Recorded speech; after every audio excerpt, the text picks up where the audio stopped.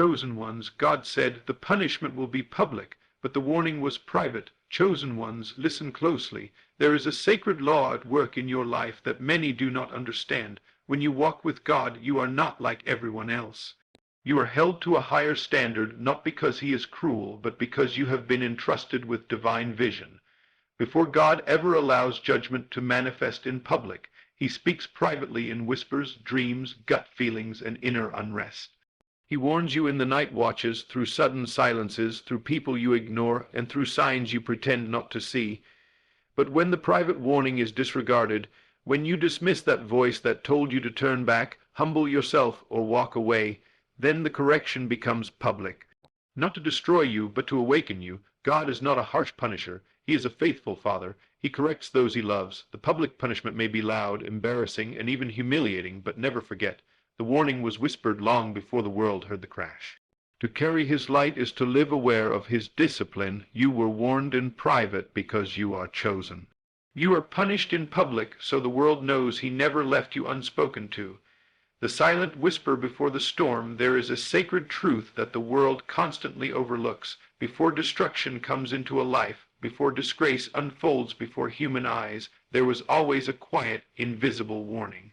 The chosen ones are never caught off guard unless they have ignored the divine whisper. God speaks in secret. He moves gently at first. He taps on the doors of the mind, tugs at the heart, interrupts sleep with dreams, and fills the soul with unease. His voice is rarely loud in the beginning. It comes in subtle shifts, quiet pauses, moments of hesitation that feel like intuition but are actually divine instructions. When God sends a warning to his chosen, it is not with thunder but with silence. He speaks through what seems like coincidences, delays, and a sense of discomfort in familiar places, and those warnings are personal, tailored for the heart that receives them. They aren't for the public. They aren't for others to verify. They are for the one whose path is beginning to drift, whose thoughts are becoming unfaithful to their divine purpose. That inner whisper may say, "Don't go there," or "Let go now," or "Be still and return to me." But often, in the hunger for desire, revenge, pride, or validation, the whisper is ignored. The chosen one keeps walking into forbidden territory, believing grace will cover what obedience was supposed to prevent. God does not delight in exposing anyone. His nature is mercy. His longing is always to redirect, to protect, and to preserve. But when the chosen ignores the whisper repeatedly, stubbornly, deliberately, the whisper turns into silence, and then the silence becomes exposure. And even then, the punishment is not destruction. It is correction. It is not to ruin, but to reroute. Still, the world sees the exposure, the fall, the disgrace, and assumes that judgment has come from nowhere. But the chosen knows better. They remember the dreams they ignored, the signs they dismissed, the gut feelings they pushed aside, the conversations that carried warnings they didn't want to hear. Every fall is preceded by a season of mercy. And in that season, God always gives an exit door. He gives a moment of choice. But if pride persists, if the soul hardens and walks deeper into rebellion, God allows the consequence, not because he has given up, but because the soul must learn that his voice matters. And the lesson must be loud enough to echo through every corner of their consciousness. Public punishment is not meant for shame alone. It is meant to break the illusion of independence. It is meant to show the soul that divine alignment is not optional. It is survival. The reason why the punishment is public is because the calling is holy. When God gives someone influence, light, spiritual authority, or divine responsibility, they become a mirror for others. When they fall, others stumble too, and so their disobedience cannot remain hidden. God lets the world see the consequence, not as entertainment, but as warning.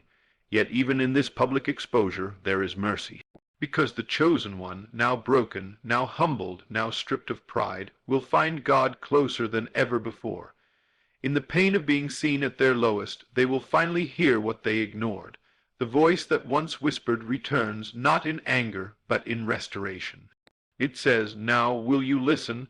And when the soul finally surrenders, the very punishment becomes the platform for a deeper purpose. The disgrace becomes the soil for destiny. but the path could have been easier if the whisper had been honored. The world applauds power, position, appearance, but God looks for obedience, and when the chosen one starts performing for the crowd instead of bowing to the voice, they are already in danger. The whisper is God's first line of protection. It is the sign of favor, not judgment. To be warned by God is to be loved. To be interrupted by divine discomfort is a gift, but many treat that gift with suspicion. They want loud signs, not quiet check-ins. They want external confirmation, not internal conviction. But the laws of the Spirit work in reverse. The smallest unrest is the loudest warning. When your peace leaves, God is speaking. When your sleep is disturbed, your spirit is being shaken. When your joy is dimmed without explanation, heaven is pressing in with a message. Do not wait for public consequences when you've been given private instructions. Honor the whisper before the storm becomes visible. Chosen ones must understand your connection to God is sensitive. You are spiritually wired to detect his movements. When others can walk in sin and feel nothing, you can't, because your spirit is awake. You may try to drown the voice in distractions, relationships, ambition, or even ministry, but you'll always feel that pull, that unease, that whisper that says you're off. And if you ignore it too long, the consequences will not just touch your life, they will be witnessed. And not because God hates you, but because he has called you to be an example.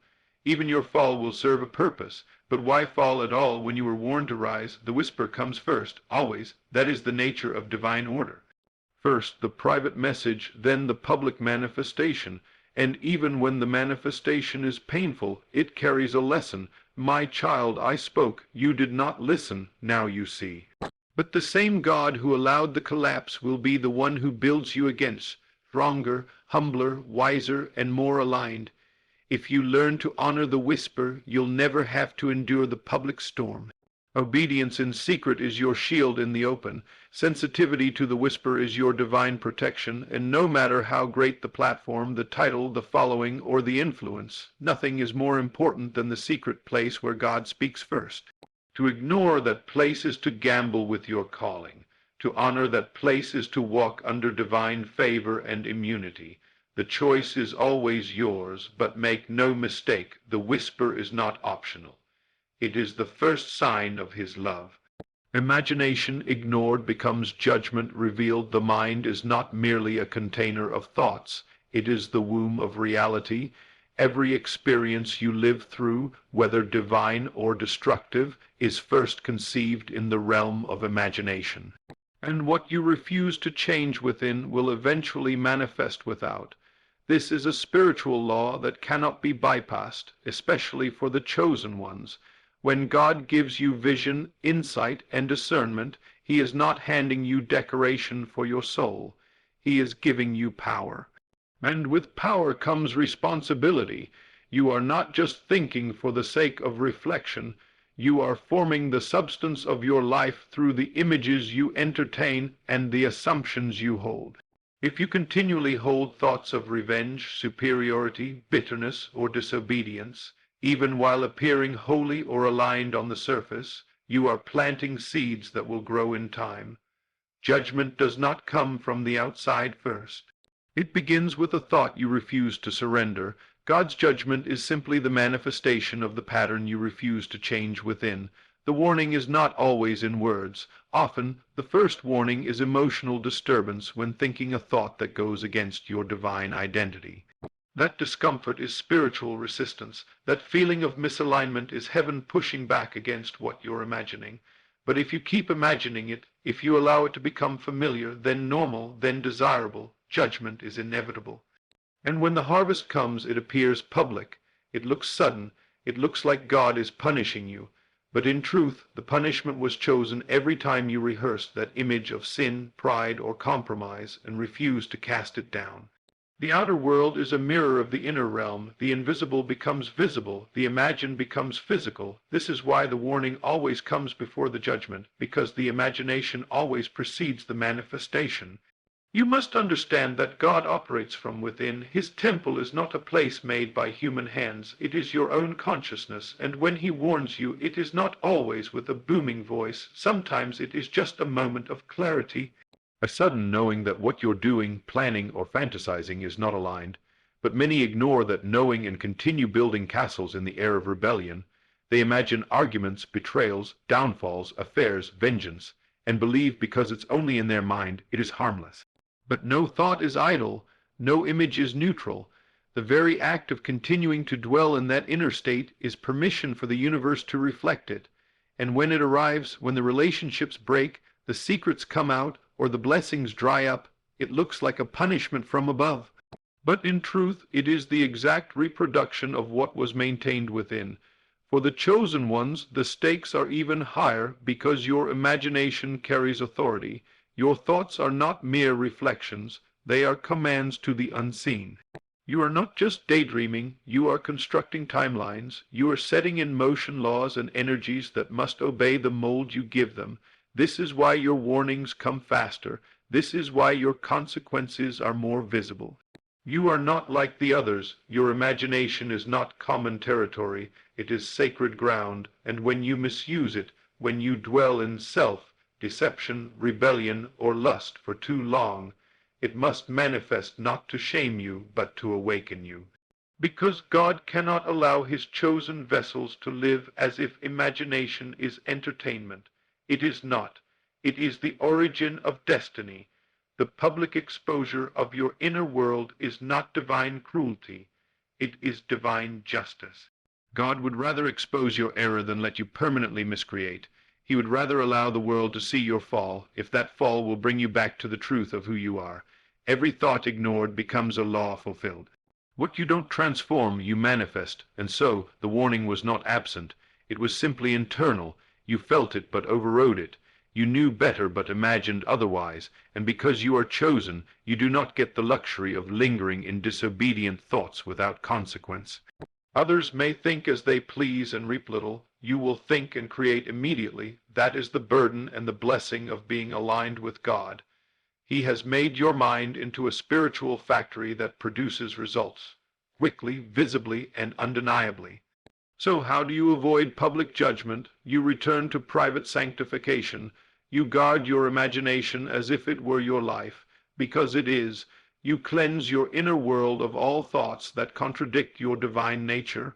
You notice the whisper of unrest, and you obey it immediately. You do not wait for your fantasies to rot into reality before changing. You live in a constant state of inner alertness, not fear, but reverence. You honor the power you've been given. You stop imagining what you do not want to live. You stop building scenarios in your mind that grieve your spirit.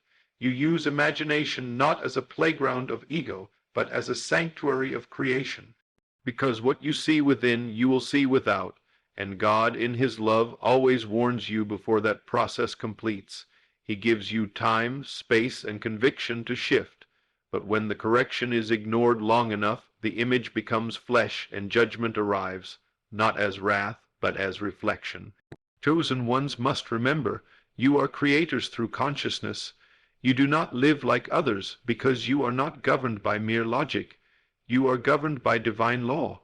Your mind is not neutral space. It is the altar of manifestation, and the fire on that altar burns continuously.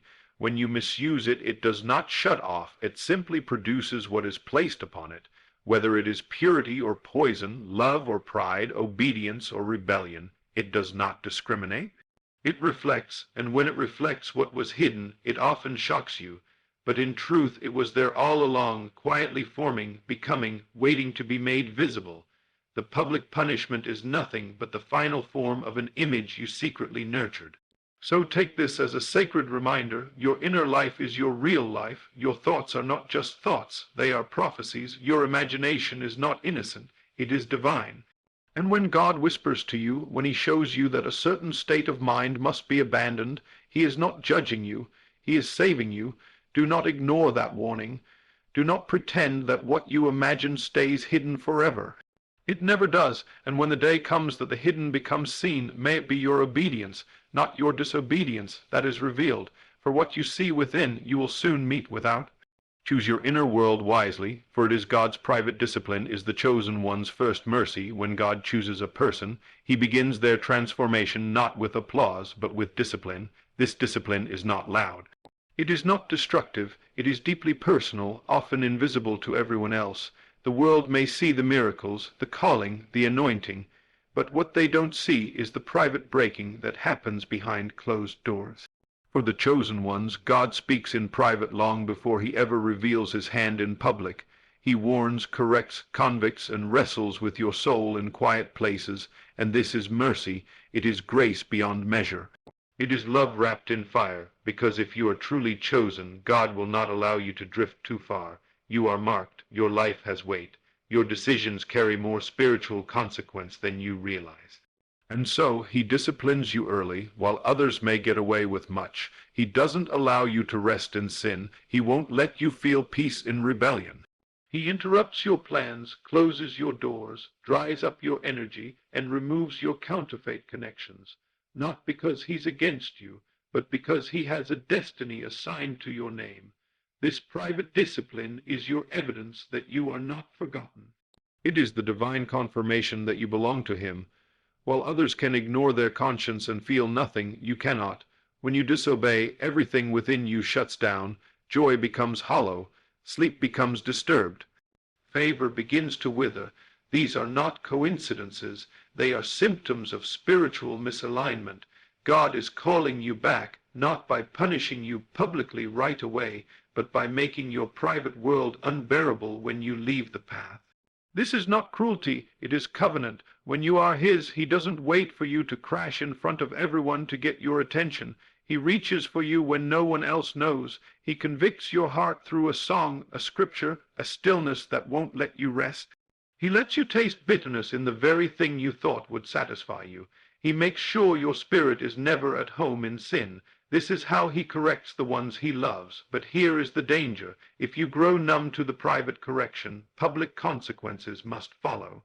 Not because God desires it, but because the soul refuses the quieter, gentler route. Many chosen ones are walking through storms not because they were never warned, but because they silenced every alarm that God set within them. They ignored the tension, they dismissed the dreams, they overrode the check in their spirit, and after repeated refusals to listen, heaven allows the shaking to come, not to destroy, but to awaken. The public collapse is not God's first choice. It is his last resort. He tried to correct you in secret. He gave you moments of clarity, windows of escape, opportunities to surrender. But pride hardened your heart. You wanted your way more than you wanted his will. And when the soul chooses self over spirit long enough, it invites exposure, not as punishment, but as the only path left for redemption. Understand this, the private warning is not weakness, it is divine patience. God is not quick to shame, he is slow to anger, rich in mercy, and deeply committed to your restoration. If he allows you to feel the weight of your actions early, it is because he is sparing you from a collapse later. But if you keep pushing, keep pretending, keep performing on the outside while rotting on the inside, the law must balance the scale. The universe does not lie. What is sown in darkness must be reaped in the light. And the higher your calling, the greater the exposure when you fall. This is not unfair. This is spiritual law, and for the chosen ones, the rules are stricter because the impact is greater. When you sin, others suffer. When you rebel, others follow. You are not just one person. You are a voice, a vessel, a blueprint. And because of that, your training is deeper, your correction is sharper, and your accountability is divine. But take heart, even if you've ignored the warning, even if you've been corrected in public, even if you've been humbled by exposure, God is still with you. The discipline was never meant to break your spirit. It was meant to break your pride. It was never about disqualifying you. It was about disarming your ego so that your soul could rise. The most powerful people in God's hands are those who have been disciplined privately and publicly and still chose to return. They are not perfect, they are purified, they are not arrogant, they are aware, and awareness is what God desires. He wants you to live with spiritual sensitivity. He wants you to tremble when he whispers. He wants you to obey when no one is watching, because when you learn to respond to his private discipline, you won't need public punishment. The chosen must learn to honor the quiet corrections. When your spirit feels uneasy, pause. When your joy starts leaking without explanation, ask God what he's trying to show you. When a relationship starts draining your soul, it may be his hand removing you from a trap. When everything in you says, turn back, don't argue, obey quickly, the speed of your obedience determines the length of your suffering. God is not trying to punish you. He's trying to grow you, but growth only happens when pride dies, and for many, pride must be shattered before the soul can be rebuilt. This is why God disciplines in private. He gives you a chance to humble yourself before he humbles you. He gives you the opportunity to realign before the world watches your collapse. So if you feel that inner correction now, if your heart is heavy, your mind is conflicted, your peace is disturbed, don't run. That is not shame, that is God. That's his love confronting your rebellion. That's his mercy offering you a way out. Respond now, fall on your face now, repent now, realign now, because if you wait until the world sees it, the pain will be greater, the consequences heavier, and the restoration process longer. Let the private discipline change you. Let the secret conversation with God be enough to shift you. Do not wait for thunder when the whisper was your rescue. Do not despise the spiritual discomfort. It is the hand of heaven pulling you back from a cliff you don't yet see. The chosen ones are not exempt from correction. They are pursued by it, and the most blessed among them are those who yield early, not because they fear punishment, but because they love the one who corrects them. Your relationship with God is not measured by how loud you shout or how many people listen to you. It is measured by how quickly you respond when he disciplines you in private. That is true intimacy. That is real surrender. And that is the only way to avoid the judgment that comes when the whisper is ignored too long. So honor the private correction. It is the first mercy before the storm. Exposure isn't vengeance. It's a divine wake-up call. When the curtain is pulled back and the world sees what you tried to keep hidden, it feels like betrayal from heaven. It feels like everything you feared has finally happened, that God has turned his back on you and delivered you into judgment. But let the truth be told, exposure is not vengeance. It is not a cosmic vendetta or some cold act of humiliation from a distant God. Exposure is mercy in its fiercest form. It is heaven's final tool to save the soul that refuses to be saved in private. It is a divine wake-up call to the chosen ones who have wandered so far into pride, rebellion, or deceit that only public breaking can bring them back to the truth of who they are. God is not exposing you to destroy you. He is exposing what is destroying you. He is not trying to embarrass you. He is trying to rescue you from the delusion you've built around yourself. When you belong to God and you carry light, authority, and influence, you cannot continue living in contradiction forever. What is out of alignment will eventually rise to the surface, not to shame you, but to realign you. There is nothing God allows without purpose and exposure, though painfully filled with holy intent. He let it be seen so it could be dealt with. He let it unravel so it could be rebuilt correctly. He allowed it to reach the eyes and ears of others, not to strip you of your calling, but to remind you that calling without character is a house of cards. He waited and warned, spoke in dreams, disturbed your peace, gave you inner nudges, and whispered through conviction. But when you didn't listen, when you hardened your heart and protected the image more than the truth, he allowed the image to collapse. Because the image was never what he blessed. He blessed the real you, the surrendered you, the broken and obedient you.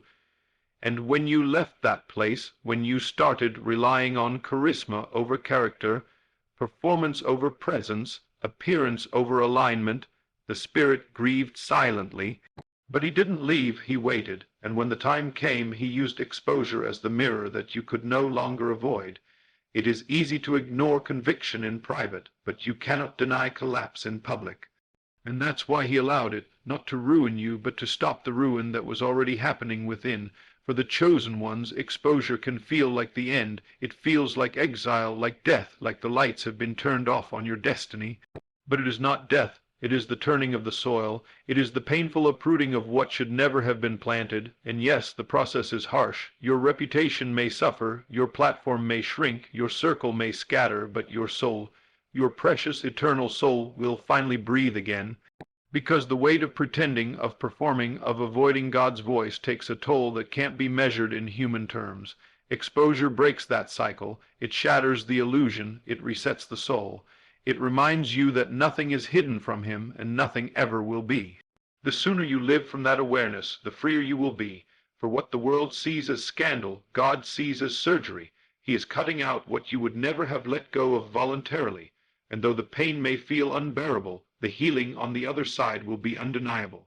You must stop seeing exposure as punishment. Start seeing it as protection. What would have happened if God had let you keep going? What would have become of your spirit if you had succeeded in the lie? What damage would you have caused to others if your mask had remained in place? God exposed you not because he was done with you, but because he still had plans for you, and those plans required truth. They required purity. They required you to return to him, not as a performer, but as a son, as a daughter, as one who can be trusted again. He let the public see your weakness so that you would finally surrender your strength. He let the curtain fall so that the healing could begin. Do not resent the process. Do not fall into despair. Instead, fall into repentance. Return to the one who knew this moment would come and still called you anyway. He is not ashamed of you. He is not throwing you away. He is refining you through the fire of exposure. And when the fire is done, what will remain is gold. Yes, people may gossip. Yes, some will walk away. Yes, the enemy will try to use your fall to silence your future, but God is not done. He is just beginning again, with the real you, the you that no longer pretends, the you that no longer hides, the you that now walks in radical dependence on his grace. That version of you is unstoppable. That version of you can carry the mantle without dropping it. That version of you is dangerous to darkness. So let exposure do its work. Let it purify you. Let it humble you. Let it strip away everything that was not built on truth. The pain is not the end of your story. It is the threshold of your transformation. You will rise again, but you will not rise the same. You will rise with authenticity. You will rise with a heart that is broken and rebuilt. You will rise with ears that listen when God whispers and a spirit that responds at the first sign of misalignment. Exposure is not the grave. It is the labor room. You are giving birth to a version of yourself that can truly carry the weight of your destiny. Chosen one, do not fear what has been revealed. Fear what would have happened if God had let you keep hiding. You are not ruined. You are being restored. You are not rejected. You are being realigned. The storm didn't come to destroy you. It came to cleanse you. What the enemy meant for harm, God is using for good. What others may mock, heaven is marking as a turning point. Walk through this season with humility, not shame. Speak truth, not defensiveness. Worship even in the wreckage, because God is not done. The same God who allowed the exposure is the God who will lead you into elevation. But this time you will rise on a foundation of truth, not image. You will rise by obedience, not opinion. And when you rise, no man will take the credit, and no enemy will stop the momentum, because this rise is real. Exposure wasn't your end. It was your invitation to become unshakable, the weight of being watched. Why chosen ones cannot live carelessly. The chosen ones carry a burden that is invisible to most but unmistakable to heaven. They are always being watched. Not just by people, but by realms, by heaven, by hell, by angels and demons alike. The moment you are marked, the moment God places his hand on your life, everything shifts. You can no longer live like others. You can no longer afford casual thoughts, reckless decisions, or spiritual negligence. The standard for your life is elevated because the assignment on your life is extraordinary. And with this divine selection comes divine scrutiny. What others can get away with, you cannot. Where others may slip unnoticed, your misstep causes a ripple, and when others fall, they may recover quietly, but when you fall, it echoes in the spirit, it draws attention. It disrupts lives, because your life was never meant to be ordinary. You were born to be an example of God's power, a blueprint of his discipline, and a living revelation of what obedience to his whispers produces. This is why the pressure on you feels different. This is why the warfare is intense, because you are not only carrying your own destiny, you are carrying a standard that heaven uses to awaken others. From the beginning, God intended for the chosen to live consecrated. That doesn't mean perfect. It means set apart. It means constantly aware of the responsibility they carry. When you are chosen, every thought matters. Every word becomes law. Every action sends a signal. You are a walking testimony, even in silence. And if you take that lightly, if you begin to think you can slip into mediocrity, into compromise, into self-justification without consequence, you will be publicly corrected not because God is cruel, but because the world is learning through your life. The weight you carry is not just for you, it is for generations. It is for broken people watching from the shadows, waiting to see if your light is real. It is for those who can't hear God yet, but who will trust him because they saw you go through fire and not burn. This is why the correction comes faster. This is why your peace leaves sooner. This is why your conviction feels stronger. It's because you're being watched by heaven to carry what few can handle, divine influence. The moment you accept your chosenness, you must also accept that your process will not be normal. You won't have the luxury of long rebellion. You won't be able to hide in sin comfortably. You won't get away with secret disobedience without the Spirit disturbing your rest. And that's not punishment, that's protection. God corrects those he loves, but he disciplines those he plans to use, and the greater the use, the greater the discipline. You are not only called to lead, you are called to live in such a way that others can see God even in your silence. This is why you are watched. This is why every time you try to blend in, something breaks around you. You weren't built for camouflage. You were born to be set apart, and that separation demands spiritual maturity. It demands that you take seriously every thought, every decision, every delay. The chosen one's life is a continual offering, not of performance, but of presence. Your life is the altar, and you cannot let it be polluted with what is common. God holds you to higher standards not because you're better than others, but because you've been entrusted with more. And where there is trust, there must be accountability. You are being watched not for entertainment, but for impact. People you don't even know are taking notes from your life. They're seeing how you respond to pressure.